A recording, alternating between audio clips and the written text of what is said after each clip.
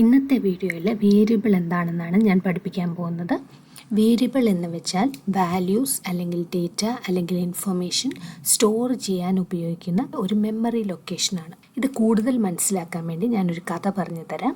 ഇത് തുടക്കക്കാർക്ക് മനസ്സിലാകാൻ വേണ്ടിയാണ്, അല്ലാത്തവർക്ക് ഈ കഥ അങ്ങ് സ്കിപ്പ് ചെയ്യാം. ഒരിടത്ത് ഒരു ട്യൂഷൻ സാർ ഉണ്ടായിരുന്നു. ഈ സാർ ആൾ നല്ല മിടുക്കനാണ്. അതുകൊണ്ട് കുറേ കുട്ടികൾ ഇവിടെ ട്യൂഷൻ പഠിക്കാൻ വരുന്നുണ്ട്. പക്ഷെ ഒരേ ഒരു കുഴപ്പം, ഈ സാറിന് ചെറിയൊരു മറവി രോഗമുണ്ട്. എന്താണ് മറക്കുന്നത്? ഈ ട്യൂഷൻ പഠിക്കാൻ വരുന്ന കുട്ടികളുടെ പേരും ഏജും മറ്റ് ഡീറ്റെയിൽസൊക്കെ ഈ സാറിന് ഓർത്തിരിക്കാൻ വയ്യ. അതുകൊണ്ട് സാർ എന്ത് ചെയ്യും?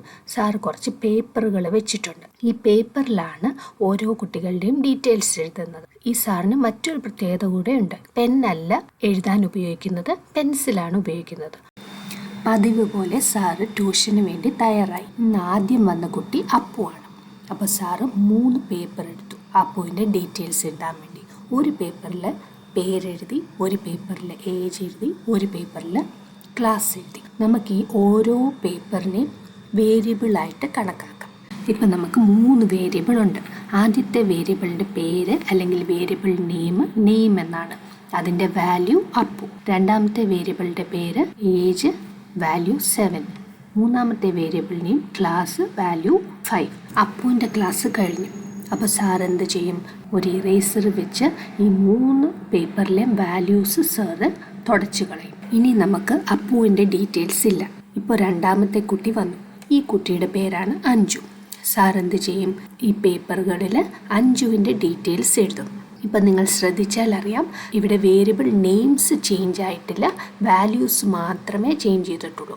ഇപ്പം വാല്യൂസ് 5, 12, 7 എന്നായി. നമുക്ക് എപ്പോഴും പുതിയ വാല്യൂസ് മാത്രമേ വേരിയബിളിൽ നിന്ന് കിട്ടത്തുള്ളൂ. സാറ് പേപ്പറുകളിൽ നിന്നും വാല്യൂസ് തുടച്ചു കളഞ്ഞ പോലെ പഴയ വാല്യൂസ് നമുക്ക് കാണാൻ സാധിക്കത്തില്ല.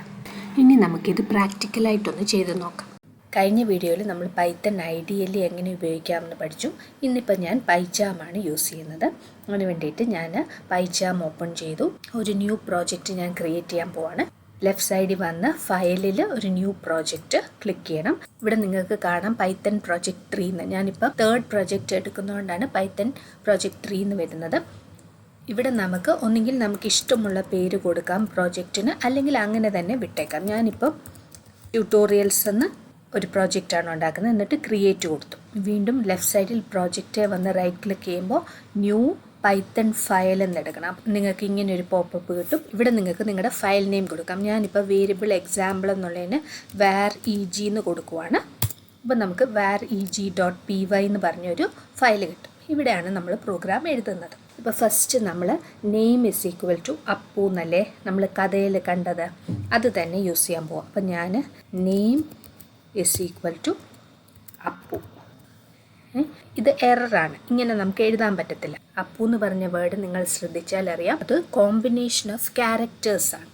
ക്യാരക്ടർ എന്ന് പറഞ്ഞാൽ എന്താ? ABCD എല്ലാം ക്യാരക്ടറാണ്. അത് കമ്പൈൻ ചെയ്യുമ്പോൾ നമുക്ക് ഇംഗ്ലീഷിലൊരു വേർഡ് കിട്ടും. പ്രോഗ്രാമിംഗ് ലാംഗ്വേജിൽ അതിനെ വേർഡ് എന്നല്ല പറയുന്നത്, അതിനെ സ്ട്രിങ് എന്നാണ് പറയുന്നത്. ഇപ്പോൾ ഞാൻ നേരത്തെ ഒരു വീഡിയോയിലും സ്ട്രിങ്ങിനെ പറ്റി പഠിപ്പിച്ചു. അറിയാൻ വയ്യാത്തവർക്ക് വേണ്ടിയാണ് ഇപ്പോൾ പറയുന്നത്. നിങ്ങളുടെ പേരൊരു സ്ട്രിങ് ആണ്, ബുക്ക് എന്ന് പറയുന്ന ഒരു സ്ട്രിങ് ആണ്, ടേബിൾ എന്ന് പറയുന്ന ഒരു സ്ട്രിങ് ആണ്. അങ്ങനെ ക്യാരക്ടേഴ്സ് ജോയിൻ ചെയ്യുന്ന എന്തും ഒരു സ്ട്രിങ് ആണ്. പക്ഷെ നമുക്ക് വേരിയബിൾ ക്രിയേറ്റ് ചെയ്യുമ്പോൾ ഇങ്ങനെ സ്ട്രിങ് എഴുതാൻ പറ്റത്തില്ല. ഇത് ഒന്നുകിൽ ഡബിൾ കോട്ട്സിലിടണം, അല്ലെങ്കിൽ സിംഗിൾ കോട്ട്സിലിടണം. ഞാനിപ്പോൾ ഇത് സിംഗിൾ കോട്ട്സിലിടാൻ പോവാണ്. കണ്ടോ, ഇപ്പോൾ ആ മിസ്റ്റേക്ക് അങ്ങ് പോയി.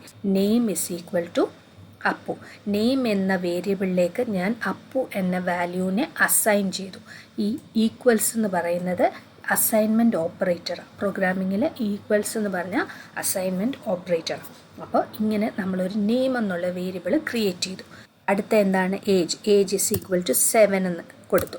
ഇത് നമ്പർ അല്ലെ, ഇൻറ്റിജറാണ്. 7 എന്ന് പറഞ്ഞ ഒരു ഇൻറ്റിജർ അല്ലേ, നമ്മൾ മാത്സിലൊക്കെ പഠിക്കുന്ന പോലെ 7 ഒരു ഇൻറ്റിജറാണ്.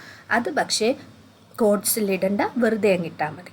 അടുത്തത് ഗ്രേഡ് ഇസ് ഈക്വൽ ടു 5. അപ്പം നമ്മൾ 3 വേരിയബിൾ ക്രിയേറ്റ് ചെയ്തു. ഇനി ഞാനിതിനെ പ്രിൻറ്റ് ചെയ്യാൻ പോവാണ്. പ്രിൻറ്റ്, അത് നമ്മൾ ഓൾറെഡി പൈത്തൺ ഐഡിയലി യൂസ് ചെയ്തപ്പോൾ പ്രിൻറ്റ് ഫംഗ്ഷനെ കുറിച്ച് പഠിച്ചു. അപ്പം ഞാൻ പ്രിൻറ്റ് നെയിമിനകത്തെ നെയിം എന്ന വേരിയബിൾ പ്രിൻറ്റ് ചെയ്യാനാണ് പറയുന്നത്. അടുത്തത് ഞാൻ പ്രിൻറ്റ് ഏജ്, അടുത്തത് ഞാൻ പ്രിൻറ്റ് ഗ്രേഡ്. ഇത് മൂന്നും പ്രിൻറ്റ് ചെയ്യാനാണ് പറയുന്നത്. ഇതിപ്പോൾ ഞാൻ റൺ ചെയ്യാൻ പോവാണ്. നിങ്ങൾ ഇവിടെ വന്ന് റൈറ്റ് ക്ലിക്ക് ചെയ്ത് കണ്ടോ, റൺ വേർ EG അത് ഞാൻ ചെയ്യുമ്പോൾ കണ്ടില്ലേ, അപ്പു 75 എറർ ഒന്നും ഇല്ലാത്തതുകൊണ്ടാണ് അപ്പു 75 എന്ന് വന്നു. വേരിയബിളിലെ വാല്യൂസ് ആണ് ഇവിടെ പ്രിന്റ് ചെയ്യുന്നത്. നെയിം എന്ന വേരിയബിളിലെ വാല്യൂ പ്രിന്റ് ചെയ്യും, അതുപോലെ തന്നെ ഏജ് എന്ന വേരിയബിളിലെ വാല്യൂ പ്രിന്റ് ചെയ്യും, പിന്നീട് ഗ്രേഡ് എന്ന വേരിയബിളിലെ വാല്യൂ പ്രിന്റ് ചെയ്യും. ഇനി ഞാൻ ഈ രണ്ടാമത്തെ കുട്ടിയുടെ ഡീറ്റെയിൽസ് കൊടുക്കാൻ പോവാം. അതിന് വേണ്ടിയിട്ട് ഞാൻ വീണ്ടും വന്ന് name is equal to Anju, age is equal to 12, grade is equal to 7 എന്ന് കൊടുത്തു. ഇനി ഞാനിതൊന്ന് റൺ ചെയ്യാൻ പോകും. കണ്ടോ, ഇപ്പം എന്താണ് റിസൾട്ട് വന്നത്? അഞ്ജു 12, 7. അപ്പുവിൻ്റെ ഡീറ്റെയിൽസ് നമുക്കിവിടെ കിട്ടിയിട്ടില്ല. വേരിയബിൾസിൽ എപ്പോഴും പുതിയ വാല്യൂസാണ് സ്റ്റോർ ചെയ്യുന്നത്, പഴയ വാല്യൂസ് നമുക്ക് കിട്ടത്തില്ല. ഇനി ഞാൻ 2 നമ്പർ ആഡ് ചെയ്യാൻ പോവാണ്. X is equal to 2. നമ്മൾ മാത്സിലൊക്കെ ആൽജിബ്ര പഠിക്കുന്ന പോലെ ആണിവിടെ എക്സ് ഈസ് ഈക്വൽ ടു 2 എന്ന് എഴുതിയിരിക്കുന്നത്. ഇവിടെ എക്സ് എന്ന വേരിയബിളിലേക്ക് ഞാൻ 2 എന്ന വാല്യൂ അസൈൻ ചെയ്യുവാണ്. ഇനി ഞാൻ പ്രിൻറ്റ് എക്സ് പ്ലസ് 3. അപ്പോൾ എക്സിൻ്റെ വാല്യൂ വേരിയബിളിൽ നിന്ന് എടുത്തിട്ട് 3യുടെ കൂടെ ആഡ് ചെയ്യും. അപ്പോൾ നമുക്ക് 5 എന്ന റിസൾട്ട് കിട്ടും. ഞാൻ റൺ ചെയ്യുവാണ്. കണ്ടോ, 5 എന്ന് കിട്ടി. ഇനി ഞാൻ ഈ എക്സിൻ്റെ വാല്യൂ ഒന്ന് ചേഞ്ച് ചെയ്യുവാണ്, അല്ലെങ്കിൽ റീ അസൈൻ ചെയ്യുവാണ്. എക്സ് ഈസ് ഈക്വൽ ടു 4 എന്ന് കൊടുക്കുവാണ്. ഇനി നമുക്ക് നോക്കാം എന്ത് വാല്യൂ ആണ് റിസൾട്ടായിട്ട് കിട്ടുന്നതെന്ന്. നിങ്ങളൊന്ന് ചിന്തിച്ച് നോക്കണം എന്ത് വാല്യൂ ആയിരിക്കും വരുന്നത്, എന്നിട്ട് വീഡിയോ കാണണം. ഇനിയിപ്പോൾ ഞാൻ റൺ ചെയ്യാൻ പോവാണ്. കണ്ടോ, 7. കാരണം എക്സിൻ്റെ പുതിയ വാല്യൂ ഇപ്പോൾ 4 ആണ്. 4 + 3 7. പഴയ വാല്യൂ നമുക്ക് കിട്ടത്തില്ല, അല്ലെങ്കിൽ വേരിയബിളിൽ ഇപ്പം പഴയ വാല്യൂ ഇല്ല. പുതിയ വാല്യൂ ആയ 4 ആണ് സ്റ്റോർ ആയിരിക്കുന്നത്. അപ്പോൾ 4 + 3 7. ഇനി ഞാൻ വേറൊരു വേരിയബിൾ ക്രിയേറ്റ് ചെയ്യാൻ പോവാണ്. y is equal to 2. ഇനി ഞാൻ പ്രിൻറ്റ് എക്സ് പ്ലസ് വൈ എന്ന് കൊടുക്കുവാണ്. ഇപ്പം നമുക്ക് റിസൾട്ട് കിട്ടേണ്ടത് എക്സ് എന്ന വേരിയബിളിലെ പുതിയ വാല്യൂ ആയ 4ഉം +2 6 ആണ് കിട്ടേണ്ടത്. ഞാനിപ്പോൾ റൺ ചെയ്യുമ്പോൾ കണ്ടോ 6 കിട്ടി. ഇനി ഞാൻ വൈയുടെ വാല്യൂ ഒന്ന് ചേഞ്ച് ചെയ്യുവാണ്. y ഈസ് ഈക്വൽ ടു 3 എന്ന് കൊടുക്കുവാണ്. ഇനി പ്രിൻറ്റ് എക്സ് പ്ലസ് വൈ എന്ന് പറഞ്ഞാൽ എന്ത് കിട്ടും? നിങ്ങളൊന്ന് ചിന്തിച്ചോളൂ. ഞാൻ റൺ ചെയ്യാൻ പോവാണ്. 7.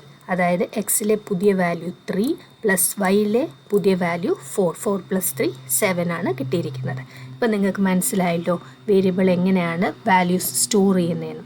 വേരിയബിൾ എന്ന് പറഞ്ഞാൽ സംതിങ് ദാറ്റ് വേരീസ്, ചേഞ്ച് ചെയ്യും. ഇതിനകത്തെ വാല്യൂ നമുക്ക് ചേഞ്ച് ചെയ്യാൻ സാധിക്കും. അതാണ് വേരിയബിൾ എന്ന് പറയുന്നത്. നിങ്ങൾക്ക് വേരിയബിൾ എന്താണെന്ന് മനസ്സിലായി കാണുമല്ലോ. എല്ലാവരും ഇത് ചെയ്തു നോക്കണം. ഫീഡ്ബാക്ക് ഒക്കെ അറിയിക്കണം. ഡൗട്ട് എന്തെങ്കിലും ഉണ്ടെങ്കിൽ കമൻറ്റ് സെക്ഷനിൽ ഇടണം. ഞാനതിൻ്റെ റിപ്ലൈ ചെയ്യുന്നതായിരിക്കും. ഇന്നത്തെ വീഡിയോ എല്ലാവർക്കും ഇഷ്ടപ്പെട്ടെന്ന് വിശ്വസിക്കുന്നു. ഇഷ്ടപ്പെട്ടാൽ ലൈക്ക് ചെയ്യണം, കൂട്ടുകാർക്കൊക്കെ ഷെയർ ചെയ്യണം, പിന്നെ ചാനൽ സബ്സ്ക്രൈബ് ചെയ്യാനും മറക്കരുത്.